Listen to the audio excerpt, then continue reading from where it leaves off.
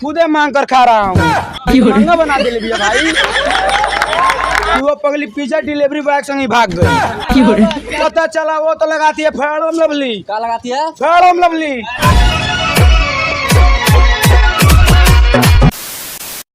तो दोस्तों एक शायरी पेश करना चाहता हूँ कि मेरे दोस्त सोचते हैं कि इस बंदे ने एक लड़की पटा के क्या कमाल कर दिया। अरे कमीने आकर देखो उसके बाप ने ऐसा मारा कि पिछवाड़ा लाल कर दिया। एकदम इन्होंने वक्त बदल दिया, जज्बात बदल दिए, जिंदगी बदल दी।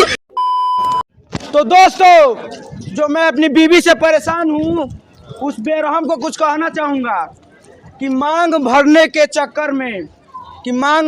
चक्कर में कुछ ऐसा सजा पा रहा हूँ कि मांग भरते भरते खुदे मांग कर खा रहा हूँ। महंगा बना दे भैया भाई।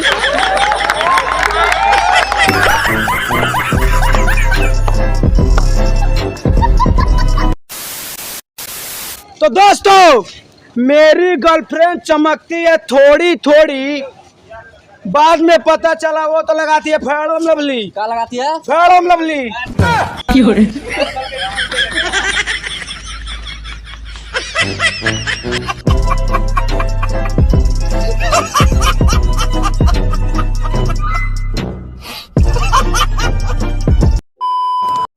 हेलो दोस्तों, उस लड़की से प्यार करके किस्मत मेरी जाग गई।